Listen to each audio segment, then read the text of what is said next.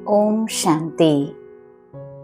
हम सुन रहे हैं सुनी अनसुनी कहानियों के सफर में आदरणीय चंद्रमणि दादी जी के विषय में किस प्रकार दादी जी ने मम्मा और बाबा के सानिध्य में रहकर अन्य दादियों के साथ एक ब्राह्मणों के संग को सार्थक करते हुए भगवान की जो आश है हर घर स्वर्ग बने, उसकी विधि किस प्रकार से अपनाई जाए, दादी अपने अनुभव से हम सभी ब्रह्मावत्सों को प्रेरणा दे रहे हैं। जैसा कि हमने कल सुना किस प्रकार दादी जी हर प्रकार से देखती थी कि बाबा और मम्मा बच्चों को एक एक कार्य करके, चाहे लौकिक रीति चाहे अलौकिक रीति, हर सेकंड बाबा ही याद रहे और हर कला में हर बच्चा निपुण रहे, ऐसी बाबा और मम्मा की हर बच्चे के प्रति कामना रहती थी। लेकिन कई बच्चों को ये प्रश्न होता था कि यहाँ तो ठीक है, हम बाबा के पास आए हैं, मम्मा के सानिध्य में रह रहे हैं, तो यहाँ तो वातावरण भी अच्छा है, सब अच्छा माहौल है और अच्छी बातें ही सुनते हैं, तो नेगेटिविटी का तो चांस ही नहीं है। लेकिन गृहस्थ आश्रम का क्या करें? गृहस्थ में जब जाते हैं तो ऐसे ऐसे विपरीत परिस्थितियों का सामना करना पड़ता है, तो उसको हम कैसे मैनेज कर सकते हैं? तो बाबा ने ये भी सिखाया जिसको दादी जी हमसे शेयर कर रहे हैं। दादी कहते हैं, एक बार मैंने बाबा को बोला, बाबा आप हमारे साथ एक फोटो खिंचवाओ, आपकी फोटो हम खींचेंगे। और उसको मन में था कि उसको कि अपने घर घर में लगाएं, हर ब्रह्मावत्स के घर में बाबा की फोटो हो, कम से कम उस तन की फोटो हो जिस तन में परमात्मा का अवतरण होता है, क्योंकि हर किसी को नहीं मालूम, सभी तो इसको साधारण शरीर समझते हैं। दादा लेखराज नाम से जैसे पहले जानते थे, उसी रूप से उनको देखते हैं या उनकी वार्तालाप होती हैं।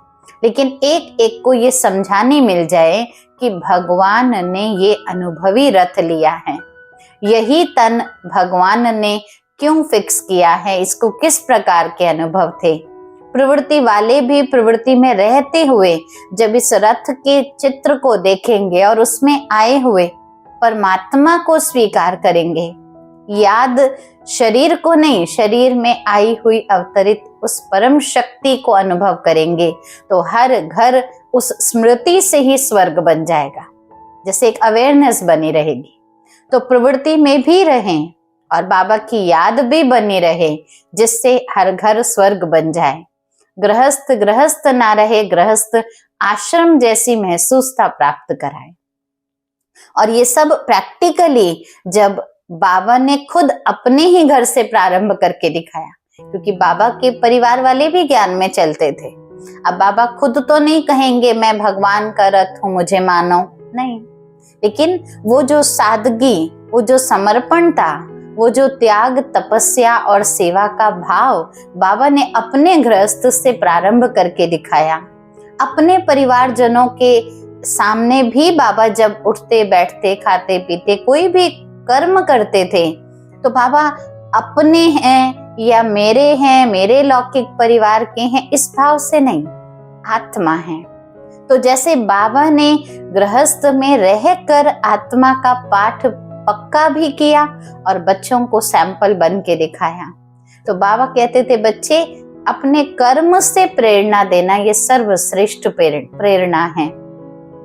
गृहस्थ आश्रम बाबा ने बनकर कैसे सहज रीति चल सकता है गृहस्थ, बाबा ने ये प्रेरणा हर ब्राह्मण को दी और प्रैक्टिकली अपने जीवन में अपनाकर दिखाया।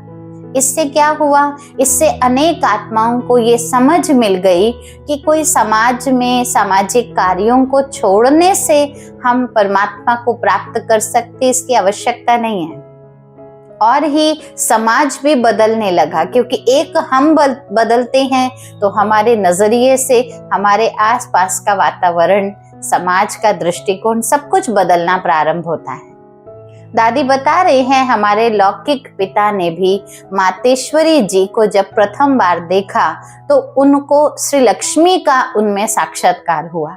और भी कईयों ने जिसकी जैसी भावना होती थी, जिस भाव से वो उन्हें देखते थे, उन्हें वही साक्षात्कार अनुभव होता था।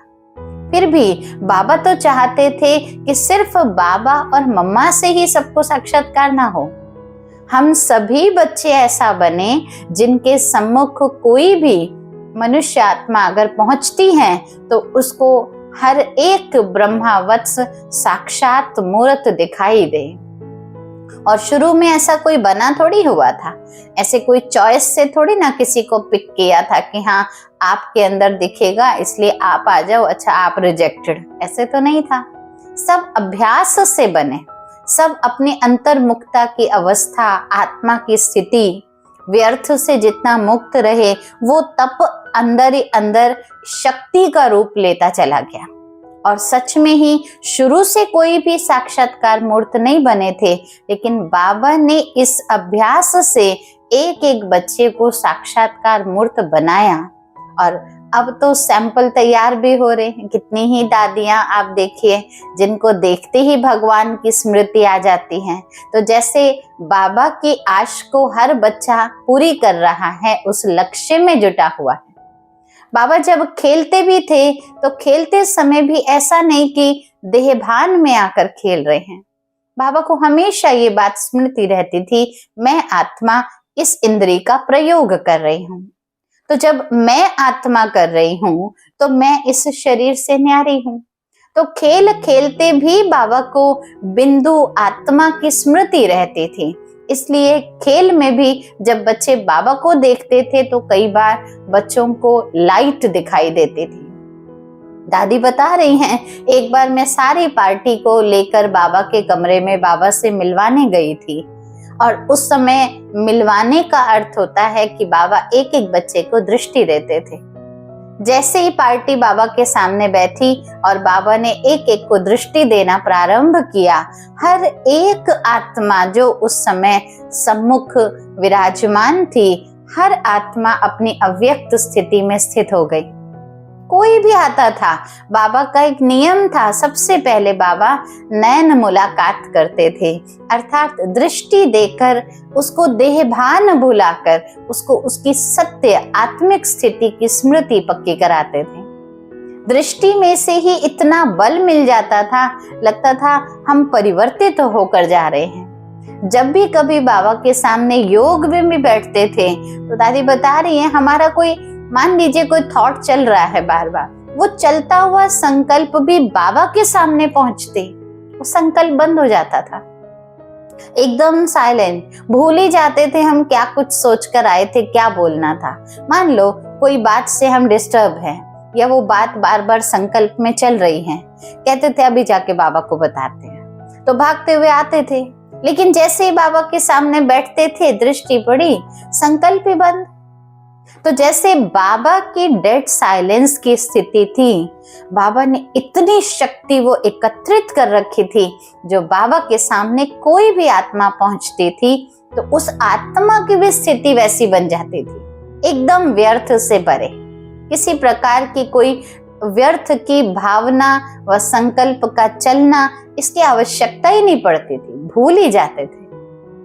समय तो ऐसा चल रहा था, आप सोचिए पार्टीशन का टाइम था उस समय, 47 की बात है, युद्ध अपने चल रहे थे।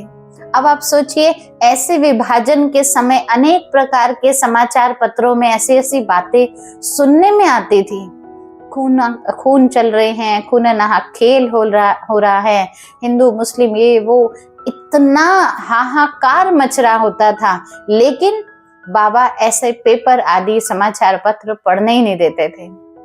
बाबा कहते थे बच्चे पेपर आदि पढ़ेंगे तो वातावरण भी खराब होगा और हम भी उसी की चर्चा में आ जाएंगे, यानी बाहर मुखी वर्णन में आते रहेंगे। क्योंकि कोई भी ऐसी आश्चर्यजनक बातें होती हैं तो नेचुरल एक दो को बताते हैं ना, आपको पता चला ऐसा। तो बाबा ने पेपर ही नहीं पढ़ने दिया, समाचार पत्र आना ही बंद।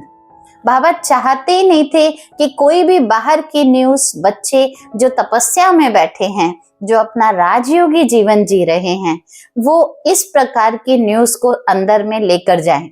बाबा ने कोई भी न्यूज बाहर की ना ही सुनाई, ना ही कानों में पड़ने दी, और ही बाबा ने बच्चों को एंगेज किया ताकि बाहर की आवाज भी अंदर ना आ सके। ऐसा बाबा ने बच्चों को एंगेज किया। कैसे किया? बड़ी इंटरेस्टिंग बात है। उस समय कुछ संदेशियां हुआ करती थी। संदेशियों का अर्थ है जो ध्यान में बैठते थे, योग में बैठते थे, और उनको कुछ वैकुंठ आदि का दीदार होता था। उनको कुछ दृश्य दिखते थे, बड़े मनोरम, बड़े अद्भुत और बड़े जैसे जीवन को प्रफुल्लित करने वाले दृश्य होते थे। वो सतयुगी दृश्य देखकर ऐसी भाव विभोर होती थी, और जिनको ये शक्ति थी वो तो देखती थी, लेकिन आकर जब वर्णन करती थी तो बहुत ही आनंदमय वातावरण बन जाता था। तो बाबा ने ये युक्ति रची। बाबा ने क्या किया? कुछ 8-10 संदेशियों को बाबा ने एक साथ ध्यान में भेज दिया। संदेशियां जब वतन में जो भी कुछ देख कर आती थी, जो उन नयनों को तृप्त करके उस परमात्मा प्राप्ति को अनुभव करके आती थी, वो सब बाबा को सुनाती थी। बाबा पूछते थे, बच्चे क्या देख कर आई हो? तो जो भी कुछ वो आनंद में वृतांत होते थे, बाबा क्या करते थे? शाम को बच्चों को कहते थे, अच्छा जो तुमने ऊपर देखा ना, वो अभी नीचे सब करके दिखाओ प्रैक्टिकली।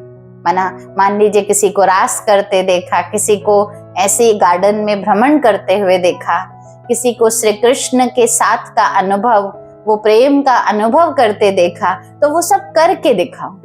तो कुछ बहनें करके भी दिखाती थी, और कईयों ने तो, क्योंकि हर कोई अलग अलग दृश्य देख कर आ रहा है, तो कोई तो अपना अनुभव ये भी बताते थे कि हमने देखा अंत में कौन से डिवाइन फादर आ रहे हैं, माना धर्म पिताएं भी इस धरा पर आते हैं जब, तो आखिर वो भी रियलाइज करते हैं कि सत्य कौन है।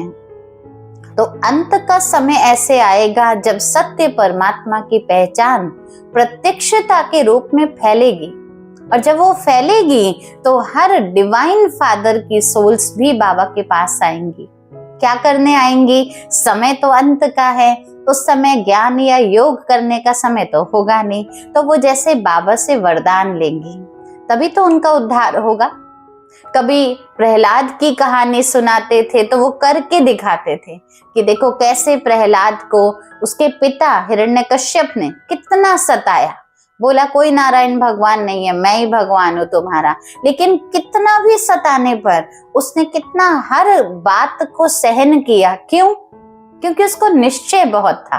तो बाबा वो कहानी भक्ति मार्ग की दिखाकर भी बच्चों को वो दृश्य के आधार पर निश्चय की शक्ति कैसे परिपक्व होनी चाहिए बाबा सिखाते थे। इतना तक कि बाबा जब वो सारा चित्र करके दिखा रहे होते थे तो बाबा दृश्य बनाने के लिए उनको कुछ कपड़े देते थे। जैसे मान लीजिए किसी को पहाड़ी का सीन दिखाना है, किसी को बगीचे का दिखाना है, तो वो कपड़ों से जैसे ऊंचा पहाड़ बना देना, उसके ऊपर बैठना, ताकि बच्चे कुछ बुद्धि को उस बाहर के हाहाकार से बचाकर इधर इन्वेस्ट करे, बिजी रखे एक सुंदर अद्भुत मनोरम दृश्य देखने में और उसी के वर्णन करने में। कई बार तो वो बच्चियां जो संदेशियां होती थी, वो जो रूप देख कर आती थी, किस प्रकार मनुष्य आत्मा कर्म की सजा भुगतता है, जिसको धर्मराज का रूप कहते हैं, तो वो धर्मराज भी कैसा होगा वो भी जैसे चित्रण करके एक्टिंग करके दिखाते थे। सारी राजधानी का दृश्य दिखाया जाता था कि योग बल से कैसे इतना सुंदर राज्य स्थापन हो रहा है, और उसी योग बल से ऐसे पवित्र स्थल पर किस प्रकार संतान भी उत्पन्न होगी, वहां का स्कूल कैसे होगा, वहां की भाषा कैसी होगी।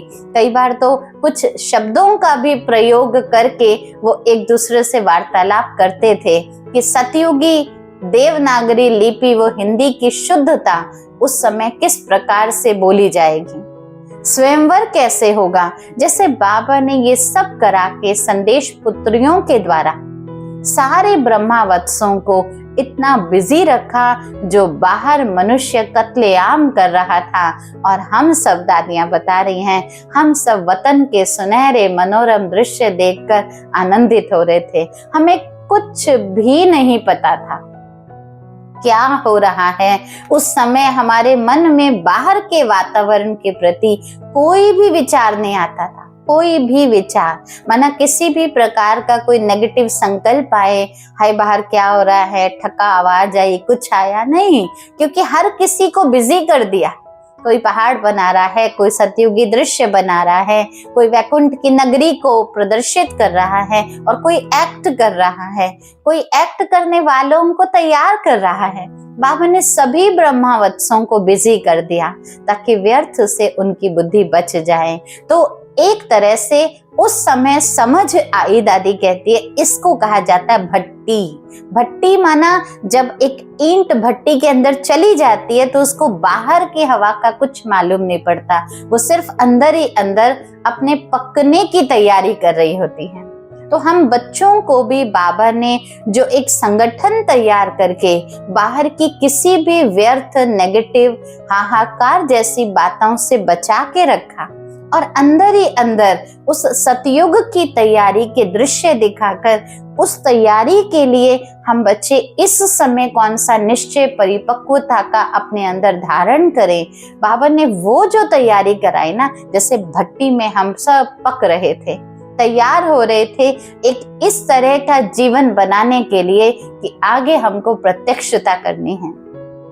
जैसे अभी भी देखो आप, बाहर संसार में क्या नहीं हो रहा है, लेकिन हम सभी ब्राह्मणों को भगवान ने कितनी सुंदर सद्बुद्धि दे दी है कि जो कुछ भी है कल्याणकारी है, और हमारे पास ज्ञान का चिंतन मंथन, योग की अलग अलग स्थितियां, जैसे तपस्वी स्वरूप में स्थित रहकर हम इतना मस्त रह सकते हैं जो हमें दुनिया की कोई इन बातों का प्रभाव पड़ ही नहीं सकता है।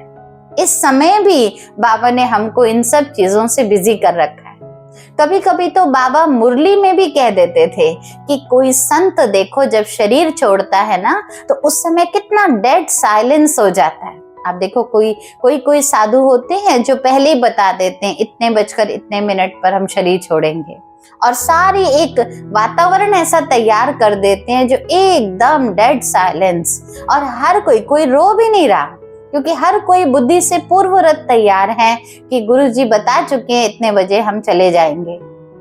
अब सोचिए कि वो जब एक वातावरण अपनी एक सोच से, एक स्मृति से तैयार कर सकते, बाबा कहते तुमको तो जीते जी करना है।